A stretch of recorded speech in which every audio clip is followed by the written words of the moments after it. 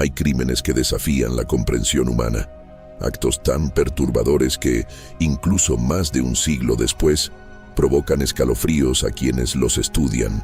En las polvorientas calles de Zacatecas, en el ocaso del Porfiriato, 3 hermanas construyeron un imperio de horror que funcionó durante casi 2 décadas sin que nadie se atreviera a detenerlas. La mañana del 14 de abril de 1902, un olor nauseabundo comenzó a emanar del número 32 de la calle de la Merced. No era inusual que los olores desagradables recorrieran las calles coloniales de la ciudad minera, pero este era diferente, penetrante, dulzón, inconfundible para quienes alguna vez lo habían experimentado. Era el olor de la muerte multiplicado.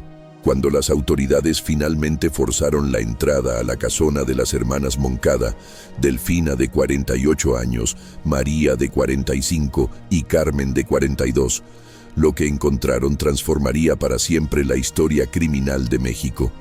En el sótano, enterrados bajo el piso de tierra, había restos de al menos 87 mujeres jóvenes.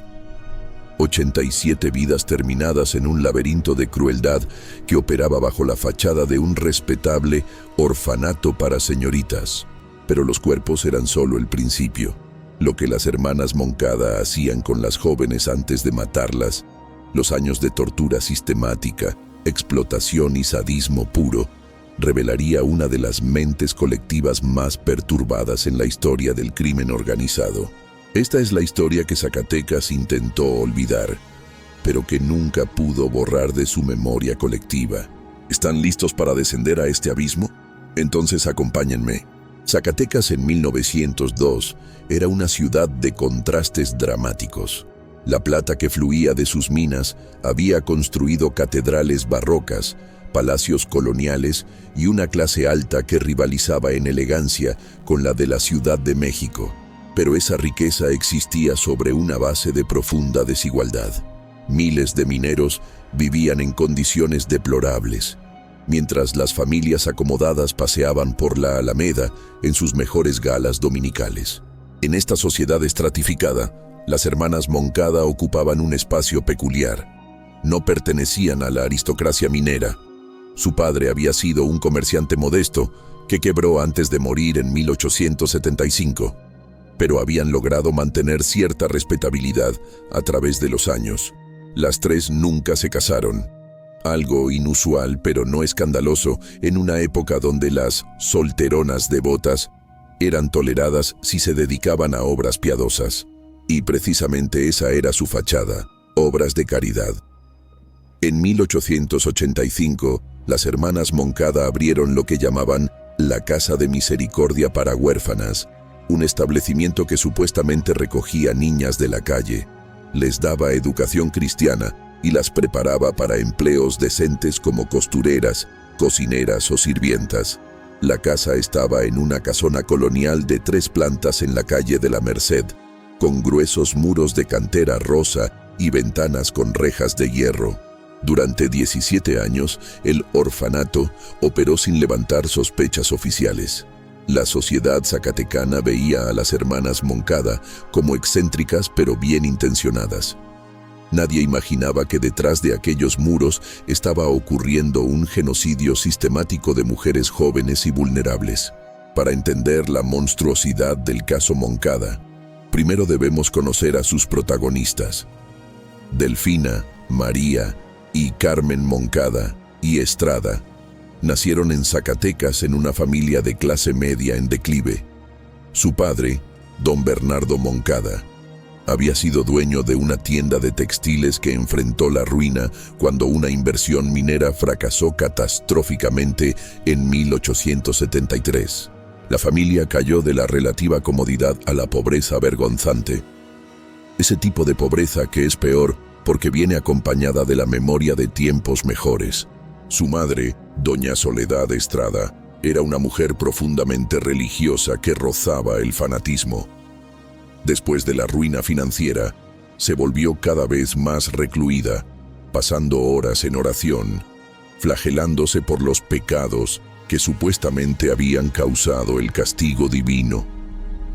Las tres niñas crecieron en un ambiente de austeridad extrema, sermones interminables sobre el pecado y la vanidad, y un resentimiento creciente hacia una sociedad que las había dejado caer. Don Bernardo murió en 1875. Algunos dijeron que de vergüenza, otros que de cirrosis.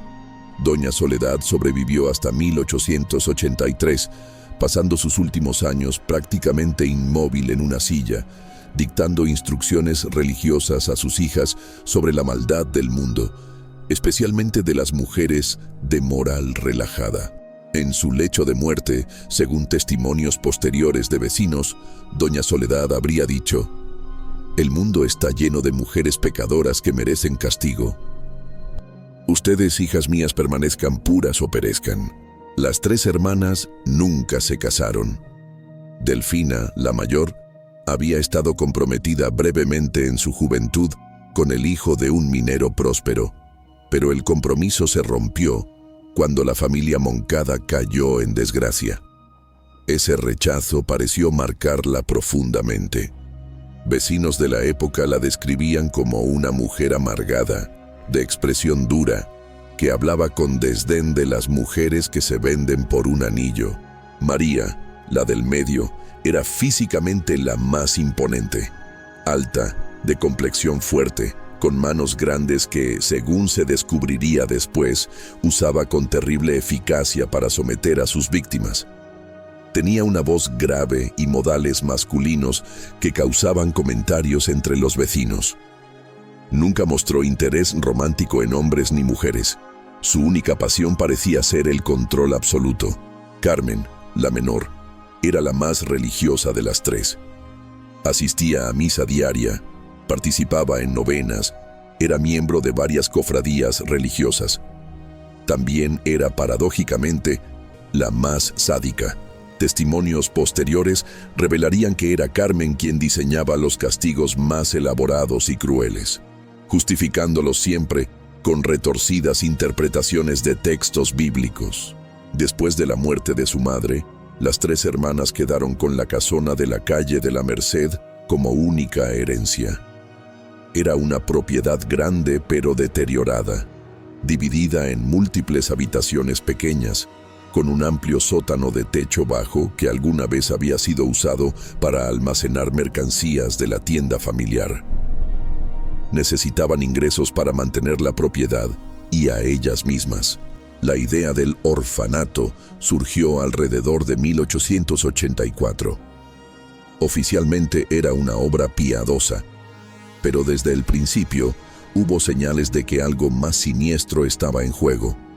Las hermanas no buscaban adoptantes para las niñas ni las enviaban a escuelas. Las mantenían encerradas, supuestamente entrenándolas para el servicio doméstico. Y tenían criterios muy específicos para las niñas que aceptaban. Debían ser huérfanas sin familia conocida, preferiblemente de pueblos alejados, y debían ser físicamente atractivas. En 1885, la Casa de Misericordia para Huérfanas abrió formalmente sus puertas.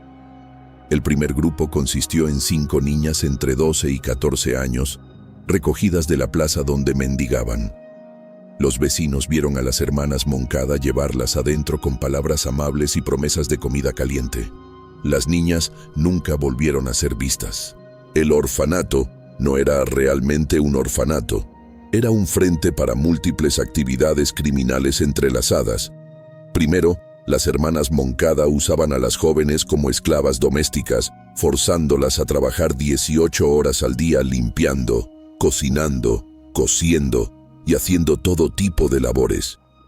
Las niñas dormían en el sótano, en el suelo, con mantas delgadas incluso en el frío invernal de Zacatecas.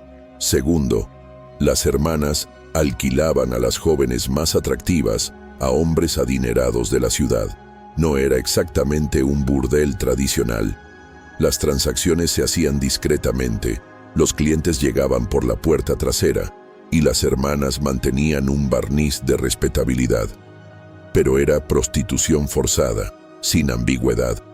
Las jóvenes no tenían opción y todo el dinero iba a las hermanas Moncada. Tercero, Y más perturbadoramente, las hermanas parecían disfrutar genuinamente del poder absoluto que tenían sobre las jóvenes. Los castigos por infracciones menores, derramar agua, coser mal una costura, no limpiar suficientemente rápido, eran brutales y desproporcionados. Golpizas con varas, quemaduras con hierros calientes, privación de comida durante días, encierro en espacios minúsculos sin luz ni ventilación. Y cuando una joven se volvía problemática, demasiado enferma para trabajar, demasiado traumatizada para funcionar, o lo peor de todo, embarazada de algún cliente, simplemente desaparecía. Las hermanas Moncada decían a quien preguntara que la muchacha había encontrado empleo en otra ciudad o había regresado con familia lejana. La verdad era mucho más simple y terrible. La mataban, usualmente por estrangulamiento o golpes, y la enterraban en el sótano de tierra compactada. Sobre la tumba recién hecha, colocaban una nueva cama de paja donde la siguiente víctima dormiría, completamente ignorante de que estaba descansando sobre los restos de su predecesora. Este ciclo infernal continuó durante 17 años. Las hermanas Moncada perfeccionaron su sistema, desarrollaron contactos con tratantes que les traían jóvenes de pueblos remotos, establecieron una red de clientes adinerados que pagaban bien por discreción, y construyeron una reputación pública de piedad que las protegía de cualquier escrutinio. Pero todo sistema tiene grietas, y en la primavera de 1902 esas grietas comenzarían a revelar el horror acumulado. Durante casi 2 décadas, hubo señales claras de que algo profundamente erróneo ocurría en la Casa de Misericordia. Pero en una sociedad donde la palabra de mujeres respetables valía más que la vida de huérfanas pobres, esas señales fueron sistemáticamente ignoradas, racionalizadas o activamente suprimidas. Los vecinos inmediatos escuchaban cosas. En las noches frías, cuando las ventanas estaban cerradas y el sonido viajaba de formas extrañas por las calles estrechas, se escuchaban gritos. No eran los gritos normales de niños jugando o disputas domésticas. Eran gritos de terror y dolor genuinos. Don Felipe Aranda, que vivía en la casa contigua, declaró después ante las autoridades: «Por años escuché gritos por las noches, especialmente los jueves. Siempre los jueves eran peores. Mi esposa decía que deberíamos investigar, pero yo le decía que las hermanas Moncada eran mujeres respetables, que seguramente era parte de su disciplina educativa. Ahora vivo con la culpa de cada grito que ignoré». Los jueves eran, de hecho, significativos. Ese era el día que las hermanas dedicaban a los castigos semanales. Cualquier infracción acumulada durante la semana era castigada ese día. Las jóvenes eran llevadas a lo que las hermanas llamaban la sala de corrección. Un cuarto en el sótano donde tenían instalados diversos instrumentos de tortura, cadenas en las paredes, una barra de hierro que podía calentarse en un brasero, varas de diferentes grosores, una silla con clavos donde forzaban a las víctimas a sentarse. Doña Inés Villarreal, lavandera que ocasionalmente recogía ropa de la casa Moncada, notó algo extraño. Las sábanas siempre tenían manchas de sangre, muchas manchas. Cuando pregunté, doña Delfina me dijo que las muchachas estaban todas en edad de menstruación, que era natural, pero había demasiada sangre y demasiado seguido. Yo tengo 5 hijas, sé cómo es. Esto era diferente. Había también el asunto de las desapariciones. Entre 1885 y 1902, docenas de jóvenes entraron a la Casa de Misericordia. Oficialmente, todas eventualmente encontraron empleo o regresaron con familia, pero nadie las veía salir. Nadie las encontraba después trabajando en casas de la ciudad. Ninguna familia jamás apareció buscándolas después de su supuesto regreso. En 1893, una mujer llamada Socorro Ramírez fue a la policía. Su sobrina de 14 años, Josefina, había sido llevada a la Casa de Misericordia 6 meses antes. Socorro había ido varias veces a preguntar por ella, pero las hermanas Moncada siempre tenían excusas. Estaba enferma, estaba castigada y no podía recibir visitas. Estaba trabajando fuera de la ciudad temporalmente. Finalmente, le dijeron que Josefina había huido con un arriero. «Mi sobrina no haría eso», insistió Socorro al policía. «Era una niña buena, devota. Algo malo le pasó». El agente, Saturnino Guzmán, anotó la denuncia. Fue a la Casa de Misericordia. Delfina Moncada lo recibió con té y galletas, explicándole pacientemente que las muchachas de la calle eran impredecibles, que hacían su mejor esfuerzo, pero no podían controlar los impulsos pecaminosos de jóvenes sin educación moral. Le mostró un dormitorio limpio, a 3 muchachas cosiendo tranquilamente, las que estaban suficientemente entrenadas para no revelar el horror, y le agradeció por su preocupación, pero le aseguró que todo estaba en orden. El agente Guzmán cerró la investigación. Socorro Ramírez nunca volvió a saber de su sobrina. Años después, cuando se excavó el sótano, se encontró un crucifijo pequeño entre los huesos, un crucifijo con las iniciales JR. Socorro lo identificaría entre lágrimas como el que ella misma le había regalado a Josefina para su primera comunión. Las autoridades eclesiásticas también ignoraron señales. El padre Cristóbal Aguirre, párroco de la Iglesia de la Merced, escuchó confesiones perturbadoras. En 1897, una joven logró escapar brevemente de la casa Moncada y corrió a la iglesia. Le contó al padre Aguirre entre sollozos que ella y otras muchachas estaban siendo torturadas, forzadas a prostituirse, que algunas habían desaparecido. El padre Aguirre enfrentó un dilema moral. Por un lado, tenía el testimonio de una muchacha claramente traumatizada. Por otro, las hermanas Moncada eran benefactoras de la parroquia, donaban generosamente y eran conocidas por su piedad. Además, ¿qué era más probable? ¿Que 3 mujeres devotas fueran monstruos secretos o que una muchacha de dudosa moral estuviera mintiendo para encubrir su propia conducta inapropiada? El padre Aguirre eligió creer en las hermanas Moncada. Devolvió a la muchacha a su custodia con una advertencia sobre el pecado de la mentira. La muchacha nunca volvió a ser vista. Su nombre era Refugio Sánchez. Tenía 15 años. Sus restos serían encontrados 5 años después. Hubo también intentos más directos de escape. En 1899, 2 muchachas lograron trepar una ventana del 2º piso durante la noche. Una se rompió una pierna en la caída, pero la otra, Petra Mendoza, corrió por las calles gritando pidiendo ayuda.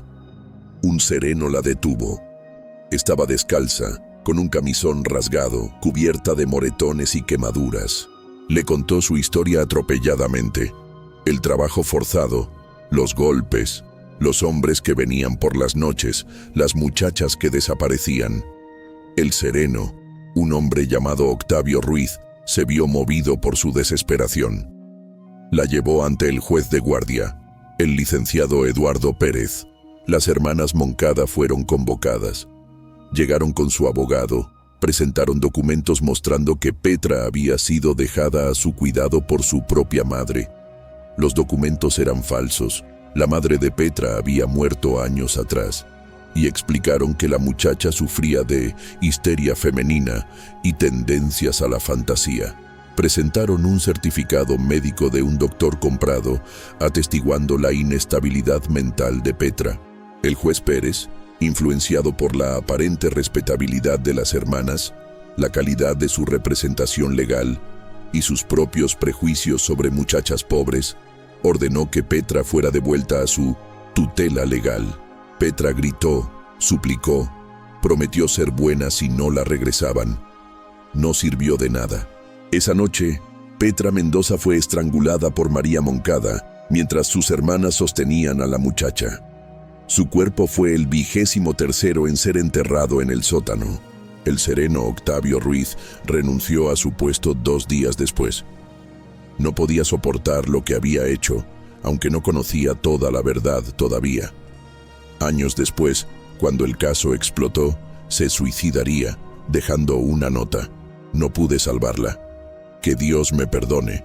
Cada señal ignorada, cada denuncia desestimada, cada grito no investigado representaba una oportunidad perdida de detener la matanza.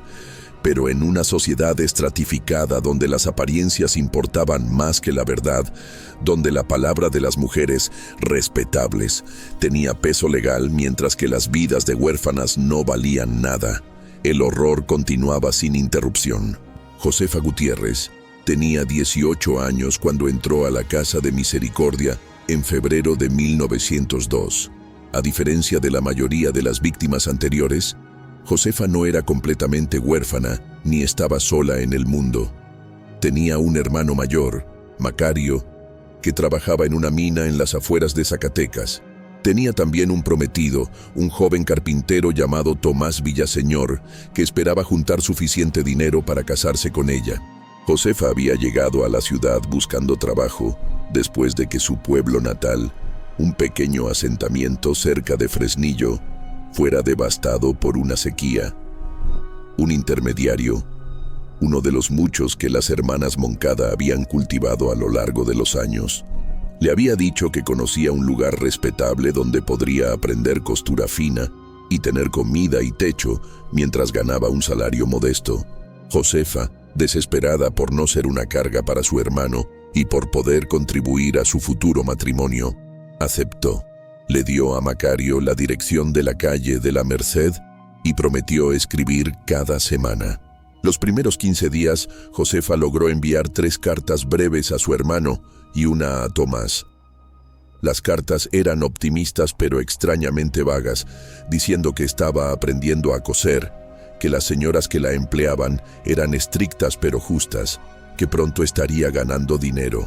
Lo que ni Macario ni Tomás sabían era que esas cartas habían sido escritas bajo la vigilancia directa de Delfina Moncada, quien leía cada palabra antes de permitir que fueran enviadas, y quien había ordenado a Josefa exactamente qué escribir.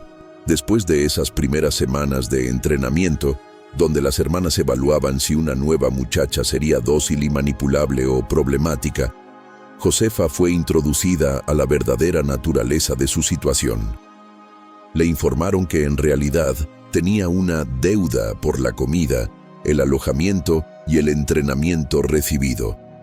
Esa deuda solo podría pagarse con trabajo, y el trabajo incluía no solo coser y limpiar 18 horas al día, sino también entretener a caballeros que visitaban la casa.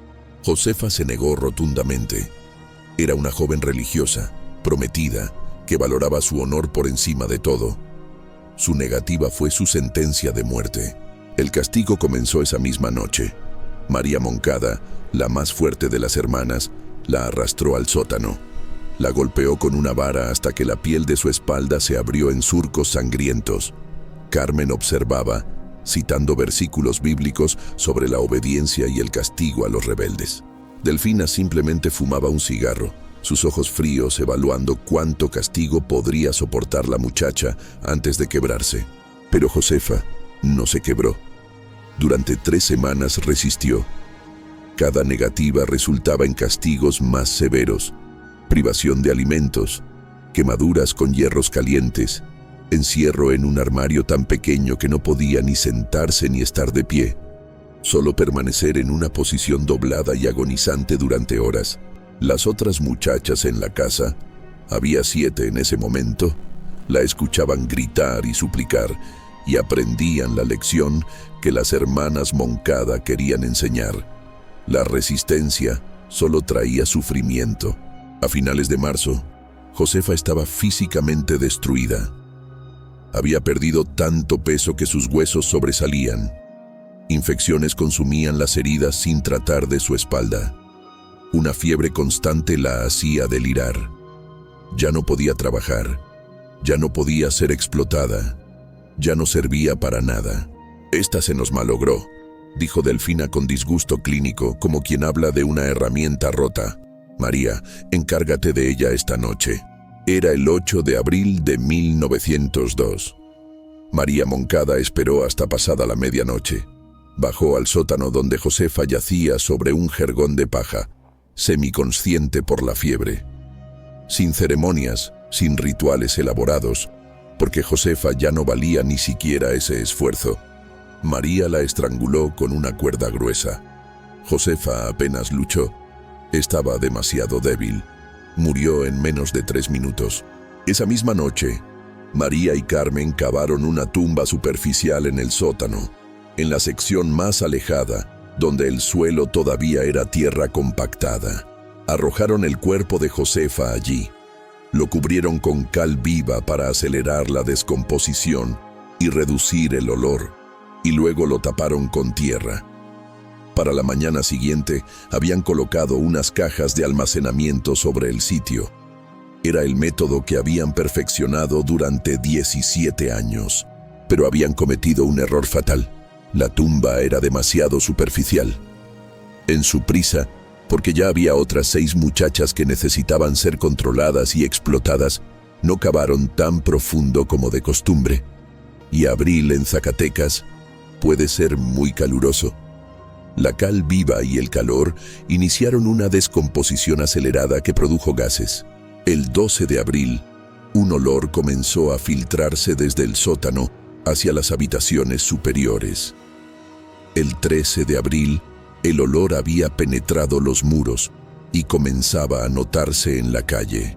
El 14 de abril, el hedor era tan intenso que los vecinos ya no podían ignorarlo. Fue doña Matilde Cortés, quien vivía 2 casas más allá, quien finalmente fue a la policía. «Hay un olor a muerte viniendo de la casa de las Moncada», reportó. «Algo está pudriéndose allí adentro, quizás una rata grande o un animal, pero huele horrible. Por caridad, investiguen». El agente Hilario Montes fue enviado a investigar lo que se suponía era una queja menor sobre higiene pública. Llegó al número 32 de la calle de la Merced alrededor de las 3 de la tarde del 14 de abril. Tocó la puerta. Delfina Moncada abrió, su expresión de irritación apenas disimulada. «¿Qué desea, oficial? Hay quejas sobre un olor. Los vecinos dicen que viene de su propiedad. ¿Puedo entrar a investigar?» «No hay ningún olor aquí, oficial. Los vecinos son chismosos que no tienen nada mejor que hacer».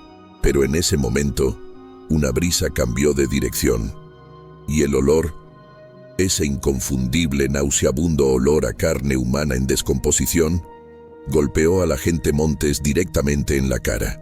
Él había servido como soldado en su juventud, había estado en campos de batalla. Conocía ese olor. «Señora, debo insistir en entrar. Ahora». Delfina intentó cerrar la puerta. El agente Montes la detuvo con su pie. «Puedo entrar por las buenas o puedo regresar con una orden judicial y 6 hombres más. Usted decide». Detrás de Delfina, María y Carmen aparecieron. Las 3 hermanas intercambiaron miradas. En ese momento, algo cambió en sus expresiones. Era como si una decisión silenciosa hubiera sido tomada.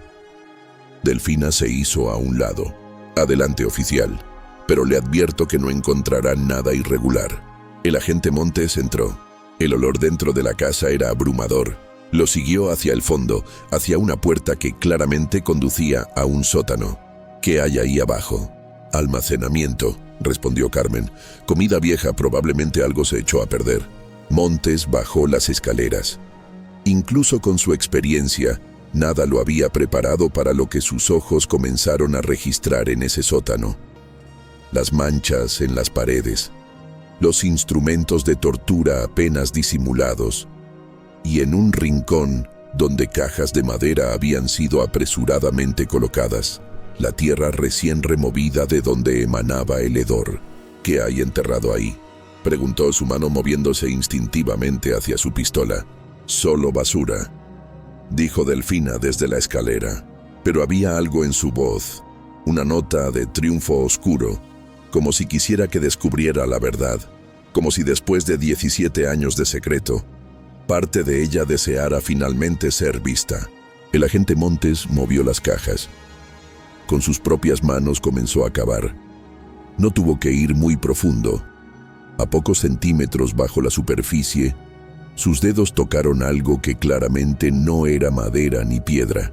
Era suave, frío, y cuando lo sacó a la luz de su linterna, vio que era un brazo humano en avanzado estado de descomposición. Montes salió del sótano corriendo, conteniendo las náuseas. Las 3 hermanas Moncada lo observaban desde la sala, sus rostros extrañamente tranquilos. «Nadie sale de esta casa», ordenó Montes, su voz temblando. «Están todas arrestadas». Ninguna de las hermanas intentó huir. Simplemente se sentaron en el sofá de la sala, las 3 en fila, esperando. Afuera, el agente Montes tocó su silbato de emergencia, llamando refuerzos. En menos de una hora, la calle de la Merced estaría llena de policías, oficiales judiciales y curiosos. La Casa de Misericordia había revelado finalmente su verdadero nombre, la Casa de la Muerte. La excavación del sótano comenzó en la madrugada del 15 de abril y continuaría durante 5 días completos. Lo que emergió de aquella tierra maldita fue un catálogo de horror que superaba todo lo imaginable para los habitantes de Zacatecas. El doctor Ignacio Fernández, médico forense de la ciudad, fue llamado para supervisar la exhumación. Era un hombre de ciencia, acostumbrado a la muerte en sus formas médicas y clínicas. Pero nada en su educación lo había preparado para lo que encontraría bajo el número 32 de la calle de la Merced. El primer cuerpo, el de Josefa Gutiérrez, aunque todavía no lo sabían, fue removido con relativa facilidad. Estaba en las primeras etapas de descomposición, todavía parcialmente identificable como humano. Pero conforme cavaban más profundo y en diferentes secciones del sótano, encontraron capas y capas de muerte acumulada a lo largo de casi 2 décadas. «Es como un cementerio clandestino», murmuró el doctor Fernández mientras supervisaba a los trabajadores. «Pero sistemático, organizado. Hay diferentes zonas, diferentes profundidades. Esto fue planeado». Tenía razón. Las hermanas Moncada habían dividido mentalmente el sótano en secciones. Cuando una sección se llenaba, simplemente comenzaban otra. Habían calculado cuántos cuerpos podían caber en el espacio disponible, cuánto tiempo tardaría cada uno en descomponerse lo suficiente para hacer espacio para más. Era una logística macabra aplicada con escalofriante eficiencia. Para el segundo día de excavación, habían recuperado 18 conjuntos de restos en diversos estados de descomposición. Los más recientes todavía tenían tejido blando. Los más antiguos eran solo huesos manchados, algunos ya parcialmente disueltos por la cal y el tiempo. El doctor Fernández comenzó el proceso de catalogación forense. Cada conjunto de restos fue numerado, fotografiado y se tomaron notas detalladas sobre el estado, la edad aproximada de la víctima y cualquier marca distintiva. Fue durante este proceso que comenzaron a emerger los patrones más perturbadores. Prácticamente todos los restos eran de mujeres jóvenes, entre 12 y 22 años, basándose en el desarrollo óseo. Muchos mostraban signos de trauma severo, huesos rotos que habían sanado mal, indicando lesiones repetidas durante vida, marcas de corte en huesos, sugiriendo tortura o mutilación, fracturas de cráneo que probablemente fueron causas de muerte. Uno de los esqueletos, identificado como número 23, tenía las manos atadas a la espalda con alambre que se había incrustado profundamente en los huesos de las muñecas. Había muerto con las manos atadas. El doctor Fernández tuvo que salir del sótano para vomitar cuando lo descubrió. Mientras la excavación continuaba, otro equipo de investigadores registraba el resto de la casa. Lo que encontraron complementaba horriblemente el descubrimiento del sótano. En el escritorio de Delfina encontraron 3 cuadernos de contabilidad. No eran registros de víctimas como en otros casos famosos. Las hermanas Moncada eran más pragmáticas que eso. Eran libros de cuentas financieras y revelaban una verdad escalofriante. Las hermanas habían estado operando un negocio criminal multifacético de explotación humana. El licenciado Gustavo Alcocer, fiscal asignado al caso, examinó los cuadernos con creciente horror. Una columna registraba ingresos por servicios. eufemismo para la prostitución forzada de las jóvenes. Los montos eran sustanciales. Durante 17 años, las hermanas habían generado una fortuna. Nombres codificados identificaban a los clientes: el doctor, el capitán, don Eduardo, el minero principal. Alcocer reconoció algunos de los códigos. Eran hombres prominentes de Zacatecas. El escándalo estaba a punto de volverse mucho más grande.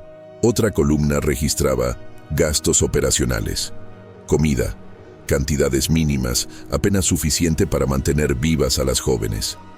Medicamentos, probablemente opio o láudano para mantener a las víctimas dóciles. Adquisiciones, pagos a intermediarios que traían nuevas víctimas y siniestramante, disposiciones, los costos de cal viva y herramientas para enterrar los cuerpos. En el cuarto de Carmen encontraron algo aún más perturbador: un diario personal. A diferencia de los fríos libros de contabilidad de Delfina, el diario de Carmen revelaba la psicología retorcida detrás de los crímenes. Las entradas eran escalofriantes en su mezcla de fanatismo religioso y sadismo puro. Una entrada de marzo de 1896 decía: «Hoy castigamos a la muchacha Esperanza por el pecado de la vanidad». Se miró demasiado tiempo en el espejo. María le quemó la cara con el hierro caliente. Sus gritos eran como oraciones elevándose al cielo. ¿No dice la Biblia que el castigo purifica? Estamos haciendo la obra de Dios con estas criaturas pecaminosas. Otra entrada de 1899. La muchacha refugio intentó escapar de nuevo. Es la tercera vez. Delfina dice que ya no sirve, que se ha vuelto demasiado problemática. Esta noche la ofreceremos como sacrificio purificador. Su sangre lavará nuestros propios pecados menores. Madre estaría orgullosa de nuestra devoción. El diario contenía más de 200 entradas similares a lo largo de varios años. Era un registro psicológico de mentes profundamente perturbadas que habían construido una mitología personal donde ellas eran instrumentos de justicia divina, castigando a mujeres pecaminosas que consideraban inferiores. Mientras tanto, en las celdas de la prisión municipal, las hermanas Moncada estaban siendo interrogadas por separado. La estrategia del fiscal Alcocer era simple: aislarlas, presionarlas, buscar contradicciones en sus historias. Delfina, la mayor, demostró ser la más fría y calculadora durante el interrogatorio. No negaba los asesinatos, pero los presentaba como decisiones empresariales lamentables pero necesarias. Algunas muchachas simplemente no funcionaban, explicó con tono casual.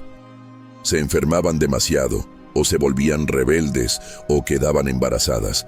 No podíamos simplemente dejarlas ir. Sabían demasiado. ¿Qué querían que hiciéramos? María, interrogada por el inspector Leopoldo Reyes, mostró menos sofisticación en su defensa. Solo seguía órdenes de Delfina. Insistía: ella es la mayor. Ella decidía quién vivía y quién moría. Yo solo hacía lo que me decían.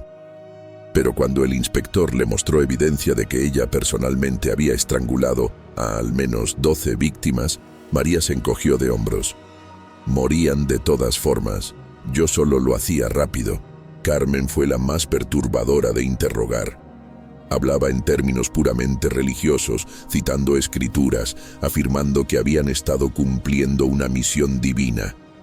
Esas muchachas eran pecadoras, declaraba con absoluta convicción. Prostitutas en potencia, ladronas, mentirosas. Las probábamos, y cuando fallaban las pruebas, recibían el castigo de Dios a través de nuestras manos. Somos santas, no criminales. El interrogador intentó hacerla ver la contradicción. Ellas habían forzado a las muchachas a prostituirse. ¿Cómo podían castigarlas por ser prostitutas? Carmen lo miró como si fuera un niño tonto. Las tentábamos. Si cedían, demostraban su naturaleza pecaminosa. Si resistían demasiado tiempo, se volvían inútiles. De cualquier manera, merecían su destino.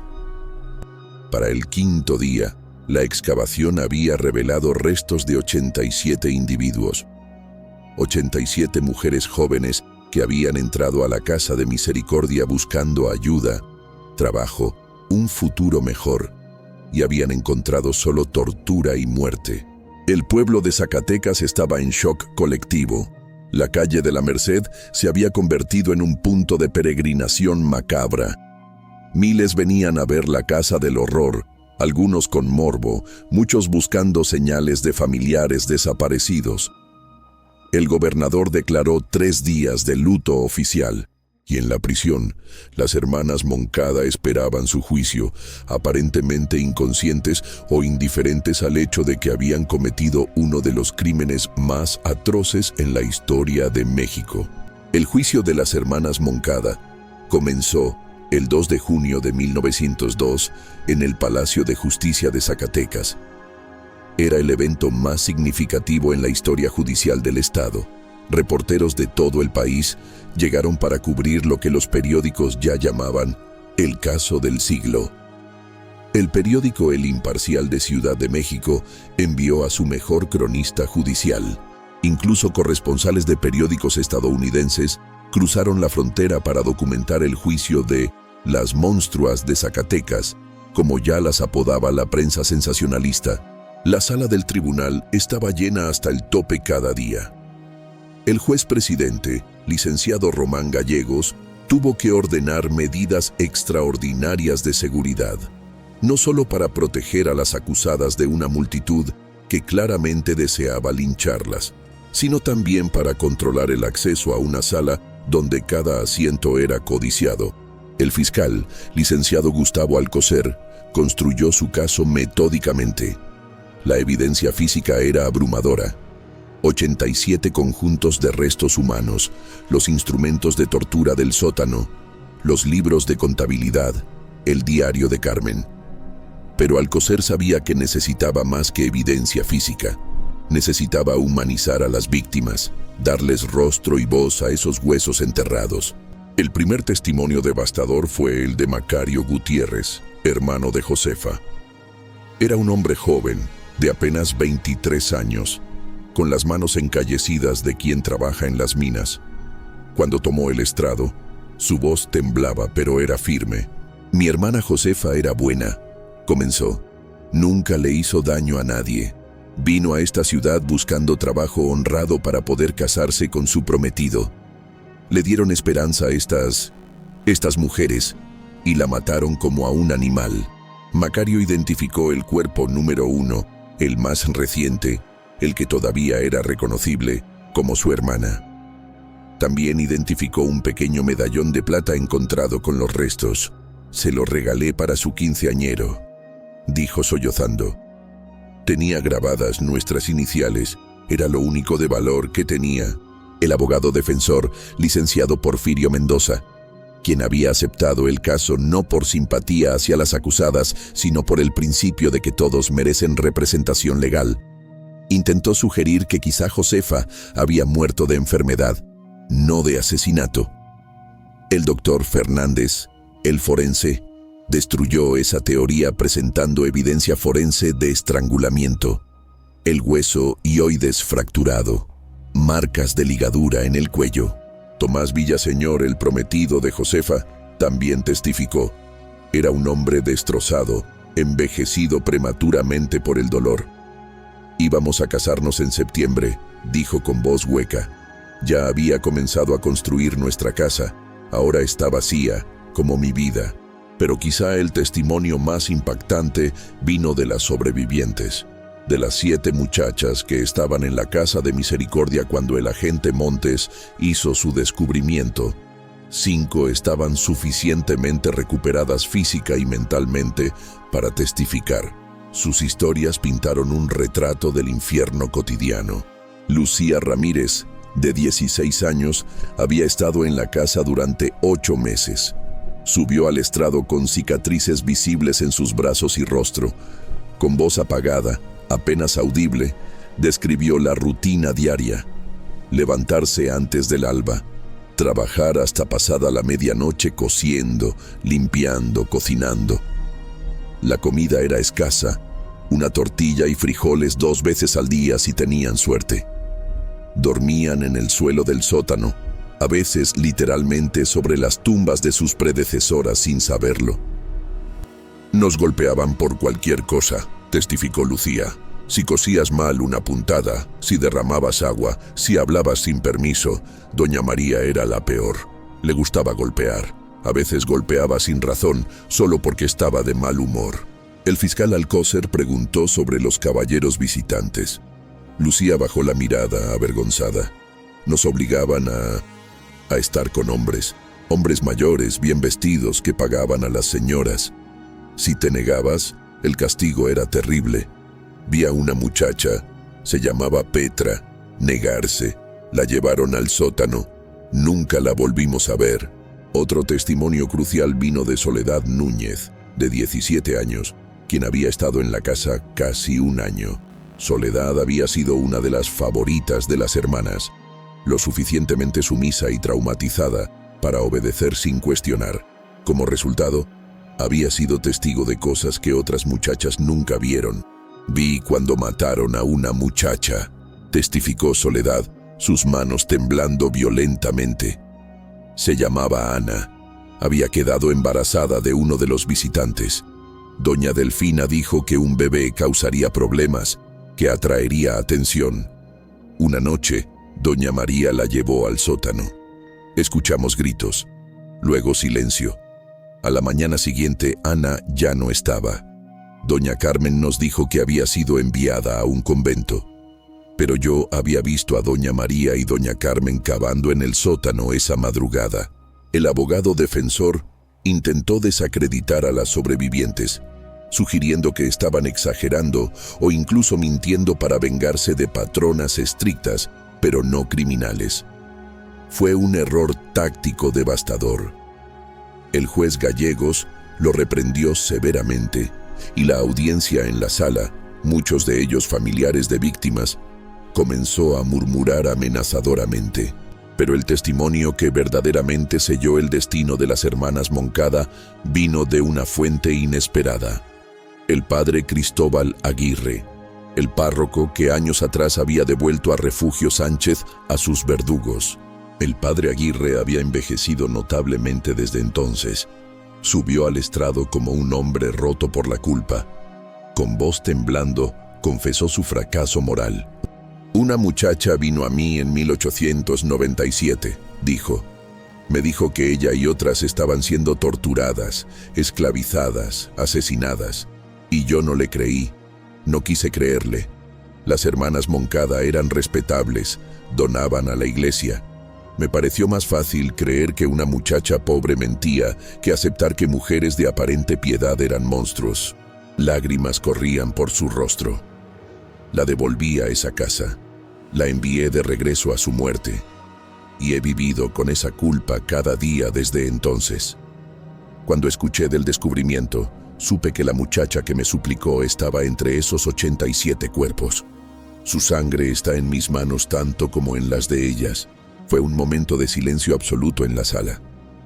El peso moral de aquella confesión era casi tangible. El fiscal aprovechó ese momento. Padre Aguirre, ¿recuerda el nombre de esa muchacha? Refugio Sánchez, tenía 15 años. Alcocer consultó sus documentos. Entre los objetos personales recuperados de los restos había un rosario con una placa identificatoria. Refugio Sánchez, Primera Comunión, 1894. El cuerpo número 41. ¿Ve usted esto, padre?, preguntó Alcocer mostrándole el rosario. El sacerdote lo tomó con manos temblorosas. Es de ella. Yo misma se lo di en su primera comunión. Fue demasiado para él. El padre Aguirre colapsó en sollozos. Tuvo que ser ayudado a salir del estrado. Luego vinieron los testimonios de los familiares, uno tras otro, personas que habían buscado desesperadamente a hermanas, hijas, sobrinas desaparecidas durante años. El tribunal se convirtió en un catálogo interminable de dolor, madres que identificaban medallas de bautizo, hermanos que reconocían anillos baratos, prometidos que señalaban pañuelos bordados que ellos mismos habían regalado. Don Felipe Aranda, el vecino que durante años había escuchado gritos y no había hecho nada, testificó entre lágrimas. Los escuché morir, admitió. Durante años, escuché gritos de agonía y no hice nada. Me convencí de que no era mi asunto, de que las hermanas Moncada sabían lo que hacían. Soy tan culpable como cualquiera. El patrón emergió claramente. Una sociedad completa había fallado a estas mujeres jóvenes. Las autoridades que ignoraron denuncias, los vecinos que no quisieron involucrarse, los clientes adinerados que pagaban por acceso sexual a víctimas esclavizadas, los intermediarios que entregaban muchachas vulnerables por unas monedas. Cuando finalmente le llegó el turno a la defensa, el abogado Mendoza tenía muy poco que trabajar. Las hermanas Moncada se negaron a mostrar remordimiento. Cuando Delfina testificó, lo hizo con escalofriante frialdad. «Esas muchachas eran nadie», declaró. «Huérfanas, campesinas ignorantes, sin familia, sin educación. Nosotras les dimos techo y comida. Si no pudieron cumplir con sus obligaciones, eso es culpa de ellas, no nuestra». María fue más directa. «Hice lo que mi hermana me ordenó. No me arrepiento». Carmen mantuvo su postura de justificación religiosa hasta el final. «Éramos instrumentos de Dios», insistió. «Purificábamos el mundo de elementos indeseables. Fue esta falta absoluta de humanidad, de remordimiento, de cualquier reconocimiento del valor de las vidas que habían destruido, lo que más horrorizó a todos en la sala». El 28 de junio, después de deliberar durante apenas 3 horas, el jurado regresó con su veredicto. Culpables en 87 cargos de asesinato premeditado, con agravantes de tortura, esclavitud y explotación sexual. El 1 de julio de 1902, el juez Román Gallegos pronunció la sentencia. La sala estaba tan llena que guardias adicionales habían sido apostados en cada puerta. Afuera, miles de personas se agolpaban en la plaza frente al Palacio de Justicia, esperando noticias. Las hermanas Moncada fueron traídas al estrado. Vestían ropas simples de prisioneras, muy diferentes de sus vestidos respetables de semanas atrás. Pero incluso ahora, en el momento de su sentencia, mantenían una postura erecta, casi altiva. No mostraban miedo, ni arrepentimiento, ni siquiera preocupación real por su destino. El juez Gallegos las miró durante un largo momento antes de hablar. Era un hombre de 60 años, con décadas de experiencia en el sistema judicial. Había visto todo tipo de crímenes: robos, asaltos, asesinatos pasionales, violencia doméstica. Pero nunca había visto nada como esto. Delfina, María y Carmen Moncada, comenzó con voz grave. Este tribunal las ha encontrado culpables de 87 asesinatos premeditados, 87 vidas humanas, cada una con valor infinito, cada una con sueños y esperanzas, cada una con el derecho divino y legal a existir. Ustedes les robaron ese derecho de la manera más cruel imaginable. Hizo una pausa, consultando sus documentos. Han escuchado a los testigos. Han visto la evidencia. Han tenido oportunidad de defenderse. Y lo único que han ofrecido son justificaciones que revelan una depravación moral tan profunda que desafía la comprensión. La ley mexicana no permite la pena de muerte para mujeres, excepto en circunstancias extraordinarias. Estas son tales circunstancias. Sin embargo, después de consultar con autoridades superiores, incluyendo el gobernador de Zacatecas y asesores del presidente Díaz, se ha determinado que incluso para crímenes de esta magnitud, el principio de no ejecutar mujeres debe mantenerse.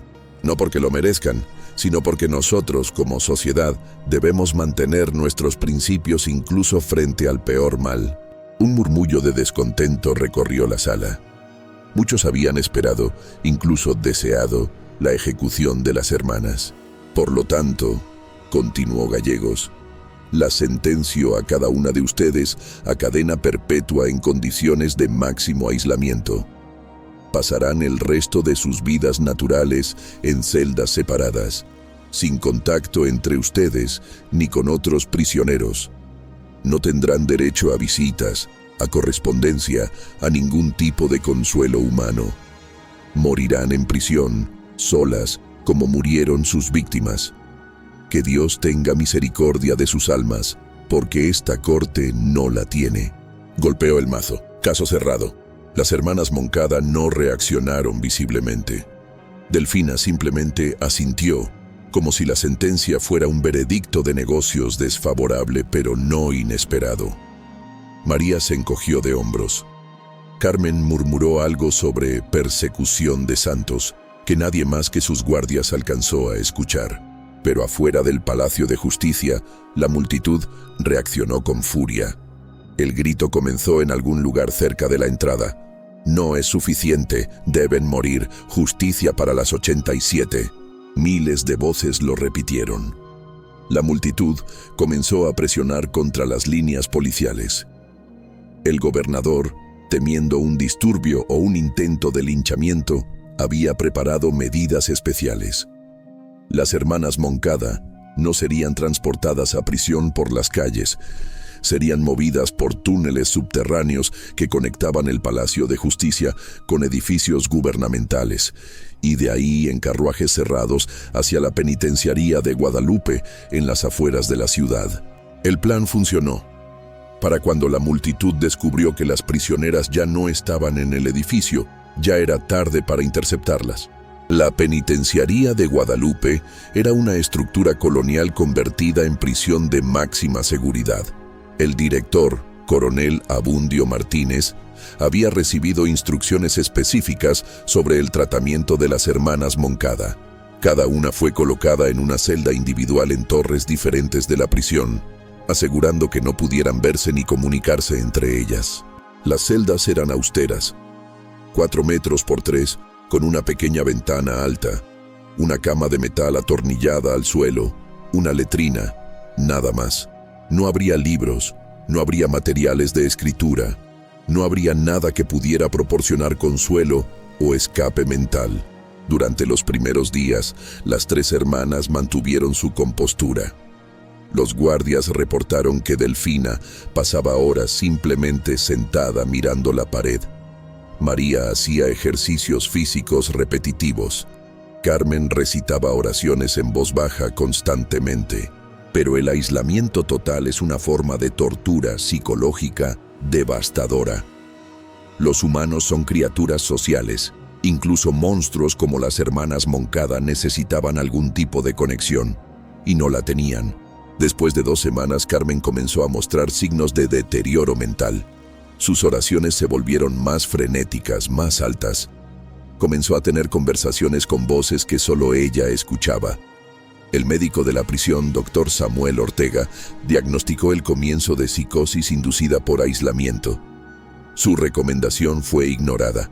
Las órdenes eran claras: aislamiento total. María, siempre la más física de las 3, comenzó a autolesionarse. Se golpeaba la cabeza contra las paredes, se arrancaba el cabello, se mordía los brazos hasta sangrar. Los guardias tuvieron que ponerle una camisa de fuerza durante días para prevenir que se causara daño permanente. Solo Delfina parecía soportar el aislamiento con relativa calma. O al menos, eso parecía externamente. Los guardias reportaban que a veces la escuchaban hablar sola, manteniendo lo que parecían ser conversaciones completas con personas imaginarias. Está reconstruyendo su mundo en su mente, explicó el doctor Ortega. Es un mecanismo de defensa, pero también un signo de ruptura con la realidad. 6 meses después de su encarcelamiento, Carmen Moncada murió. El 3 de enero de 1903, un guardia la encontró colgada en su celda, usando tiras rasgadas de su vestido como soga. Había logrado atarlas a la barra de hierro que sostenía su pequeña ventana. No dejó nota, pero había usado su propia sangre para escribir en la pared una frase bíblica distorsionada: «Bienaventurados los perseguidos por causa de la justicia, porque de ellos es el reino de los cielos». La autopsia reveló que había estado embarazada de aproximadamente 2 meses cuando murió. En algún momento durante los primeros días de su encarcelamiento, antes de que se implementara el aislamiento completo, alguien, nunca se determinó quién, tuvo acceso a ella. El escándalo de un guardia o oficial de prisión violando a una prisionera, incluso una tan despreciable como Carmen Moncada, fue rápidamente suprimido. Oficialmente, su muerte fue registrada como suicidio sin elaboración adicional. María sobrevivió 4 años más. El aislamiento la transformó de una mujer físicamente imponente y violenta en un cascarón humano. Para 1906 había perdido casi la mitad de su peso corporal, se balanceaba constantemente de adelante hacia atrás y solo respondía a estímulos externos con gruñidos. El 12 de agosto de 1907 murió de neumonía. Tenía 46 años, pero parecía de 70. Delfina, la mayor y la mente maestra de los crímenes, vivió más tiempo. Sobrevivió 19 años de aislamiento total. Los guardias que la vigilaban durante esos años reportaban que había perdido completamente su conexión con la realidad. Vivía en un mundo de fantasía donde todavía dirigía su negocio, donde daba órdenes a hermanas y víctimas que solo existían en su mente fragmentada. En 1921, a los 67 años, Delfina Moncada murió de un derrame cerebral. Sus últimas palabras, según el guardia de turno, fueron: «Díganle a María que prepare a las muchachas nuevas. Llegan clientes esta noche». Ninguna de las 3 recibió funeral religioso. La iglesia se negó a dar servicios a monstruos sin alma. Sus cuerpos fueron enterrados sin marcas en el cementerio de la prisión, en tumbas sin nombre. A diferencia de sus víctimas, que habían sido exhumadas, identificadas cuando fue posible, y enterradas con oraciones y dignidad en el Panteón de Zacatecas, las hermanas Moncada desaparecieron sin memoria, sin luto, sin nadie que reclamara sus restos. Era exactamente lo que merecían. La casa del número 32 de la calle de la Merced fue demolida en otoño de 1902. El gobierno de Zacatecas ordenó que no quedara piedra sobre piedra. Cada ladrillo, cada viga, cada fragmento de esa casa de horror fue removido y quemado. El terreno fue excavado hasta 3 metros de profundidad. Toda la tierra fue removida y reemplazada con tierra nueva traída de las afueras de la ciudad. Era como si intentaran purificar el lugar desde sus cimientos. En 1904 se construyó una pequeña capilla en ese terreno. La Capilla de las 87 Mártires, dedicada a la memoria de las víctimas. Todavía existe hoy, más de un siglo después. Las placas en sus paredes llevan los nombres de las víctimas que pudieron ser identificadas. Solo 32 de las 87. Las otras 55 permanecen anónimas, conocidas solo por Dios. El caso de las hermanas Moncada se convirtió en un punto de inflexión en la historia social de México.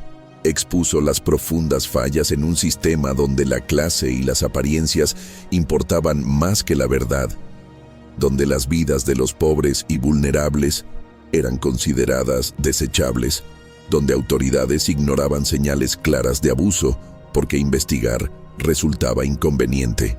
También reveló una verdad incómoda sobre el mal. No siempre viene con cuernos y cola, anunciando su presencia.